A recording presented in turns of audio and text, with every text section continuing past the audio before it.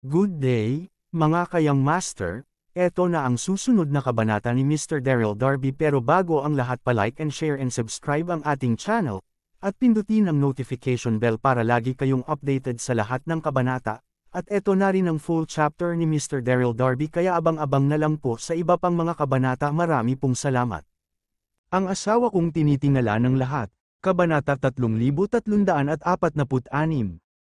Nanggatag si Reese at siya ay natulala sa kung anong sinabi ni Daryl, may pangmedisinang kakayahan din siya. Hindi ko napagtanto yon, talagang naibalot mo ito ng maayos, hindi ka lang malakas, pero nakakabilib din ang kakayahan mo sa medisina, nagagalak na sabi ni Albert kay Daryl. Naramdaman niya yon pagkatapos niyang uminom ng gamot, katakatak ang gumaling agad ang mga sugat niya, mapakumbaba na ang umiti si Daryl. Tatanungin na sana ni Albert si Daryl kung paano niya naisagawa ang nagpapagaling na gamot sa isang globo na hugis dahil walang ganoon bagay na makikita sa Roland Continent. Iyon ang nakakabilib sa kanya, gayunpaman, may umabala sa kanya bago pa lamang siya magsalita. Nagmamadaling pumunta sa kanila ang isang gwardya, pawis na pawis, ginoong alkalde, isang grupo ng mga tao ang nais pumasok sa Storm City. Sinasabi nila na mula sila sa Heavenlight Academy at ang isa sa kanila ay mga tauhan ni Ginoong Ferrer. Nagulat sina Albert at Reese nang marinig yun. Isang kilalang tao si Ginoong Ferrer mula sa Heavenly Star Principality, hawak niya ang importanteng posisyon sa Heavenlight Academy at karamihan sa mga mandirigma ng Heavenly Star Continent ay mga tauhan niya. Gayunpaman, nagtuturo na noon pa man si Ginoong Ferrer sa Heavenlight Academy. Bihira lang siya napapasali sa mga tunggalian ng mga pamunuan, bakit siya naparito sa Storm City? Tulad ng iniisip nila, nagkaintindihan sina Albert at Reese nang tumingin sila sa isa't isa, tauhan ni Ginoong Ferrer si Winston at pinatay ito ni Daryl. Si Albert ang unang nakakuha noon at sinabi kay Daryl, Ginoong Daryl, may paparating na panganib, may ipapadala kong tauhan upang gabayan ka palabas ng Storm City. Bakit? Napatigil si Daryl, humugat ng malalim na hininga si Albert at mabilis na nagpaliwanag, pinatay mo si Winston. Tauhan ni Ginoong Ferrer si Winston at nakakatakot ang taglay niyang lakas, malamang ay pumunta siya sa Storm City dahil kay Winston. Nang narinig ni Daryl yun, kalmado ang kanyang ekspresyon, anong problema? Maaari siyang pumunta siya, kaya bakit ako tatakbo? Ani niya nang nakangiti. Kung talagang gagawa siya ng aksyon mula sa iyo, natatakot ako na wala ni isa sa Storm City ang makakapigil sa kanya. Nasa level ka lamang ng isang banal na hari, paano mo ipagtatanggol ang iyong sarili, balisa si Albert. Hindi rin nasisiyahan si Reese, hindi malakas ang lalaking ito, pero ang lakas ng loob niya, nakakainis. Ayos lang, nandoon na rin naman sila, kailangan natin silang batiin, anong klaseng lalaki ako kung pagtakbo lang ang kaya kong gawin, ngumiti si Daryl at humakbang palabas ng bulwagan. Nag-aalala si Albert at madali siyang sinundan, padabog na tinakpan ni Reese ang kanyang mga paa, pero sinundan din sila. Nang nakarating siya sa labas ng syudad, humugat ng malalim na hininga si Daryl nang nakita niya ang sitwasyon. Mayroong 4 na tao ang tahimik na nakatayo sa labas ng syudad, ang bawat isa ay napapalibutan ng malakas na aura at pinapangunahan sila ng isang matandang lalaki. Ang lalaki ay nakasuot ng mahaba, na gray at robe at mukhang mabait ngunit seryoso, ito ay si Ginoong Ferrer. Sa pagkakataong yun, patagang nasurpresa si Daryl nang maramdaman niya ang lakas ni Ginoong Ferrer, ang lakas niya ay nasa antas na ng banal na Diyos. Gayunpaman, hindi naabala si Daryl doon, ang 12 mga paladins sa Templo ng Liwanag ay sinlakas din ng banal na Diyos. Ang lakas ng matandang lalaki ay mas mahina kumpara sa lakas nila. Hindi siya tunog ng panganib. Sa pagkakataon yun, agad na tumuon ang mga tingin ni Ginoong Ferrer at karamihan sa kanyang mga disipulo kay Daryl. Ang hindi kilalang tao na kasing lakas lamang ng isang banal na hari ay tuloy lang ang impormasyon na nakuha. Halata naman na namatay si Winston sa kanyang mga kamay, namatay ba si Winston sa iyong mga kamay? Sa wakas ay sinabi ni Ginoong Ferrer kay Daryl. Kabanata 3347. Tinanong niya agad na patigil si Daryl, tapos ay tumango siya, tama ka. Mukhang payapa ang ekspresyon ni Ginoong Ferrer, tapos ay dahan-dahan niyang tinanong, isa ka lamang hamak na nasa antas ng banal na hari. Kaya paano mo siya napatay, o, may ginamit kang sikretong pamamaraan, Ano bang pamamaraan ang dapat kong gamitin upang patayin si Winston? Sa pagkakarinig ko ay ikaw ang kanyang guro. Masyadong malakas ang loob ng iyong disipulo sa oras na iyon at hindi rin siya ganoon kalakas, casual na sagot ni Daryl habang tumatawa siya. Mukhang kalmado ngunit sikreto siyang naiirita. Naabala ako habang kumakain, kahit sino rin ay may inis, isip niya, umusbong ang galit ni Ginoong Ferrer at sa kanyang mga disipulo sa sinabi ni Daryl. Baliw ba ang lalaking ito? Sinabi ko sa kanya na umalis siya ng tahimik, pero hindi siya nakinig. Ngayon naman ay hinahamon niya si Ginoong Ferrer, hinihingi niya ba ang kamatayan niya? Kahit na malakas ka, isa ka lamang banal na hari, nasa isip ni Albert, nag-aalala. Sa pagkakataong yun, humugat ng malalim na hininga si Ginoong Ferrer at malamig na tumingin kay Daryl sa isang madilim na ekspresyon sa kanyang mukha. Ang lakas ng loob mong makipag-usap sa akin ng ganyan, napakatapang mo. Anong pangalan mo, Darren? Ani Daryl. Nang magsalita siya, humakbang si Darshan at galit na sinabi, Sir, tigilan mo na ang pag-aaksaya mo ng oras sa kanya. Papatayin ko siya upang maipaghiganti ko si Winston. Malamig na sumulya pa si Darshan kay Daryl nang may hawak na pagtingin, nasa level lamang siya ng banal na hari. Malamang ay gumamit siya ng kasuklam-suklam na pamamaraan upang patayin si Winston, maaari kong sirain ang isang taong katulad niya gamit ang isang kamay lamang. Payag ako, maaari mong subukan ang kanyang lakas. Tahimik na tumango si Ginoong Ferrer. Nang papunta roon, inaalala pa rin ni Ginoong Ferrer kung masyado pa ba siyang pabaya. Gayunpaman, nang nakita siya ni Daryl, napagtanto niya na ang pagkamatay ni Winston ay talagang nakakapagtaka. Ang lalaki ay talagang isang banal na hari lamang, hinding-hindi niya mapapatay si Winston sa kanyang lakas lamang. Gamit ang permisyon ng kanyang guro, naglakad si Darshan at tinuro si Daryl habang sumigaw ng, lalabanan mo ba ako? Bakit hindi? Mahinang humalakhak si Daryl, Ginoong Ferrer tama. Didiretsuhin na kita, ikaw ang nagpahintulot sa iyong tauhan na hamanin ako, kaya kung mawala man siya o pinatay ko mamaya, hindi ko yun pananagutan, sabi ni Daryl kay Ginoong Ferrer. Hindi sumagot si Ginoong Ferrer ngunit umisme dito, talagang gusto mong mamatay galit na galit si Darshan. Masyadong mayabang ang lalaking ito, sinabi niya na hindi ko siya kayang talunin, isip nito, punong-puno ng galit, tumigil si Darshan sa pagsasalita at sumigaw ng sumugod kay Daryl. Bang, sa parehong oras, ang malakas na banal na enerhiya ang lumabas, bumubuo ng bayolenteng bagyo sa paligid si Darshan, ito ay nakakatakot. Hindi mapigilan ni Albert na mag-alala kay Daryl nang makita niya yun, ang taong ito ay mas malakas kaysa kay Winston. Hindi ko alam kung paano madepensahan ni Ginoong Ferrer ni Darren ang kanyang sarili. Kahit na hindi niya depensahan ang kanyang sarili, hindi niya tayo masisisi. Sinabihan mo siya na umalis kanina, pero hindi siya nakinig, kahit na mamatay siya, wala na yun para sa atin, casual na sabi ni Reese, mukhang kakaiba ito ngayon. Sa mga mata ni Reese, may lakas lamang ng banal na hari si Daryl, at hindi niya talaga kayang depensahan ang kanyang sarili kay Darshan. Sa oras na yun, dumating si Darshan sa kanyang harapan, nataman niya si Daryl gamit ang kanyang kamao sa kanyang kanang kamay. Ngunit hindi pa rin nababalisa si Daryl, sa halip, binato niya rin ang kanyang kamao kay Darshan. Sa isang iglap, ang dalawang mga kamao ay tumama sa isa't isa na naging sanhi ng isang malakas na pagsalpok na gumawa ng isang ugong.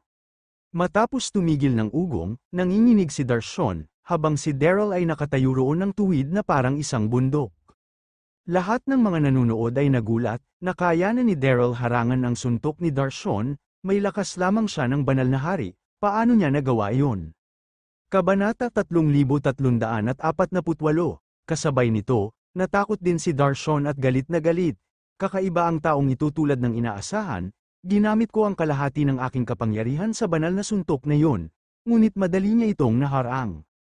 Wala ka sa aking antas, gusto mo pa bang lumaban? Sinabi ni Daryl kay Darshan, relax ang ekspresyon. Namula si Darshan at nakaramdam ng hindi kapani-pani walang pagpapahiya. Sa sumunod na segundo, ang kanyang mga mata ay sinpula ng dugo at ang kanyang tingin ay nakatuon lamang kay Daryl. Huwag kang magpakita sa harap ko, papatayin kita ngayon, malamig na sinabi ni Daryl, bang. Matapos niyang magsalita, sumabog si Darshan at isang marahas na banal na lakas ang sumabog mula sa kanyang katawan. Pagkatapos ay ang mga linya ng dugong pula ay nagsimulang lumitaw mula sa kanyang mga bisig. Bang, pagkatapos nito, narinig nila ang pagtunog mula sa mga buto ni Darshan, lumaki ng lumaki sa hindi kapani-paniwalang bilis ang katawan ni Darshan, kalaunan, siya ay naging isang 10 metrong higanti at tila siya ay naging isang burol, nakakagulat. Nang makita yun ni Albert, tumingin siya ng malumanay ay huminga ng mahinahon, si Ginoong Ferrer ay talagang isang bihirang henyo sa paglilinang sa nakaraang ilang daan taon.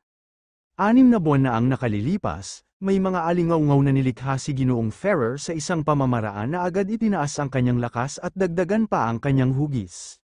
Akala ko ay usapan lamang yun, hindi ko inaasahan na totoo ito, nang inig si Reese habang nakatayo siya sa gilid, gulat, nakaramdam siya bigla ng simpatsya kay Daryl.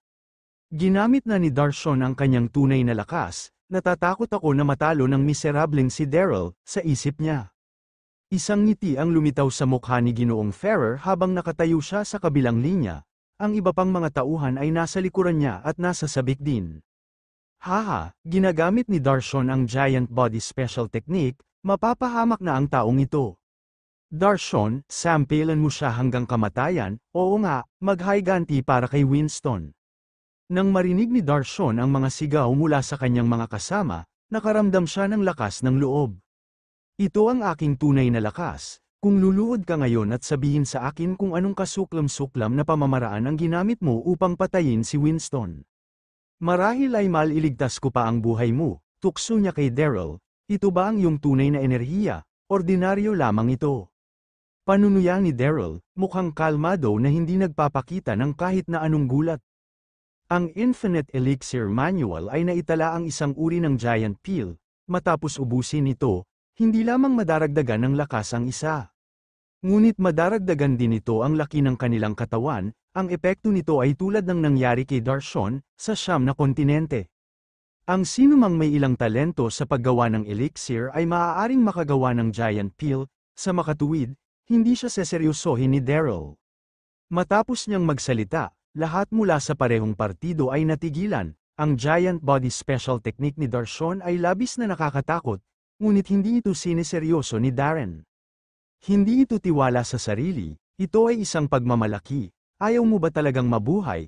Sinabi ni Darshan habang siya ay may isang pangit na itsura sa kanyang mukha. Galit na galit si Darshan, walang pakialam si Daryl sa kanya ay hindi lalabas ang puot ni Darshan sa kanyang puso kung hindi niya ito papatayin. Paano ka mananalo kung puro ka galit at mainipin ka sa tuwing kaharap mo ang iyong kalaban? Marahang ngumiti si Daryl. Dahil dinala mo na rin naman ang iyong sekretong pamamaraan, ipapakita ko rin sa iyo ang tunay na lakas ko. Bang, nilabas ni Daryl ang kanyang panloob na enerhiya at dahan-daang tinaas ang kanyang kanang kamay, sa isang iglap, ang espiritu na aura mula sa kalangitan at ang mundo ay nagsimulang umalon.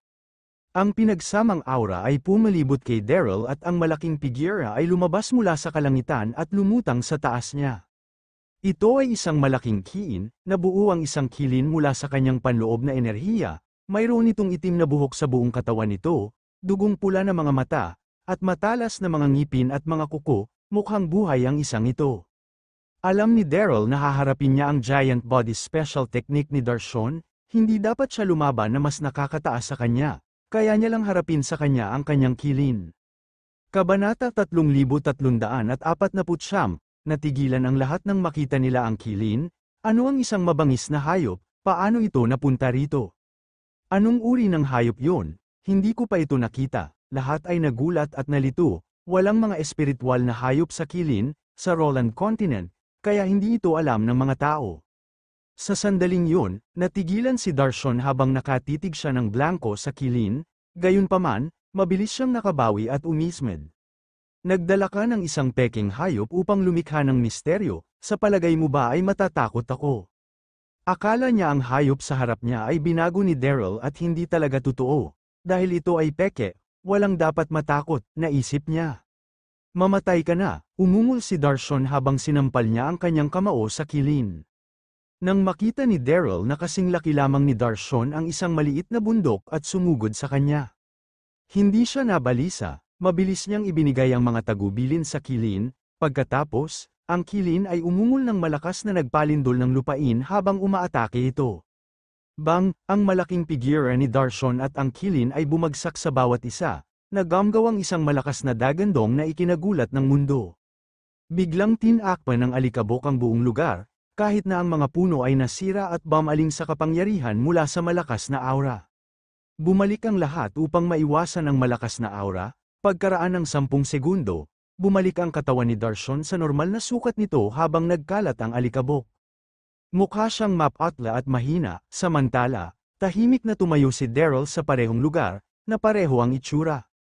Nanginginig ang puso ni Ginoong Ferrer nang makita niya yon at natigilan siya. Imposible, ang Giant Body Special Technique ay isang nagtatanggol na pamamaraan na nilikha ko pagkatapos ng 10 taong pag-aaral. Ito ay napakalakas, ngunit, madali niya itong natalo, may lakas lang siya ng banal na hari. Ang ilang mga alagad sa likuran niya ay natigilan din. Paano nangyari yun? Ang taong ito ba talaga ay nasa antas lamang ng banal na hari? Sa kanila, si Darshan ay mas mataas na ranggo kaysa sa banal na karangalan at dapat ay hindi na nakakagulat sa panahon ng labanan kasama si Daryl. Maaaring madurog si Daryl, gayunpaman, hindi nila inaasahan na madurog si Darshan ni Daryl. Kahit si Albert ay natigilan habang nakatitig siya kay Daryl, may mga hindi pangkaraniwang, kakaibang ilaw na nagniningning sa kanyang mga mata. Kung siya ang nakikipaglaban, talo na agad si Albert kay Darshan nang ginamit niya ang kanyang Giant Body Special Technique. Gayunpaman, walang nangyari kay Daryl at pinilit pa niya si Darshan na bumalik sa kanyang normal na sukat, ito ay hindi kapani-paniwala. Si Reese, na nakatayo sa gilid, ay nanghina ang mga paa. Hindi siya tumayo ng diretso habang nakatitig siya ng blanko kay Daryl, walang masabi, napakalakas ni Darren, naisip niya. Nang marinig niyang pinatay ni Daryl si Winston kanina, naisip niya na maswerte lang siya, hindi niya inaasahan na napakalakas niya.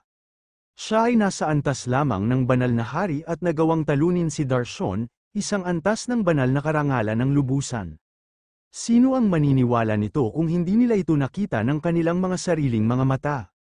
Sa sandaling yun, ang buong lugar ay may nakakabinging katahimikan. Si Ginoong Ferrer ang unang nakabawi habang tinititigan niya si Daryl na may halong emosyon. Ikaw, sino ka talaga? Kabanata 3350. Si Ginoong Ferrer ay mukhang kalmado. Ngunit sa loob, siya ay nabigla. Si Darren ay isang likas na henyo. Nakamit lamang niya ang isang antas ng banal na hari, ngunit dinurog niya si Darshan, na isang antas ng banal na karangalan. Ako ay isang walang ngalan na tao na gumagala-gala, Ginoong Ferrer. Nakita mo na ang iyong tauhan ay walang tugma para sa akin, may iba ka pang sasabihin, ngumiti si Daryl.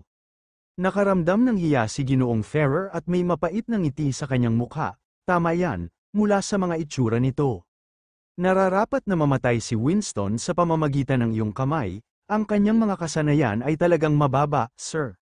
Nagbago ang ekspresyon ni Darshan at ng iba pang mga tauhan, nang sabihin yon ng kanilang guro. Nangangahulugan ito na hindi na niya ipaghihiganti ang pagkamatay ni Winston, paano yun nangyari? Lalong nagagalit si Darshan habang namumula siya ay nasa antas ng banal na karangalan, ngunit natalo siya sa isang tao na nasa antas lamang ng banal na hari.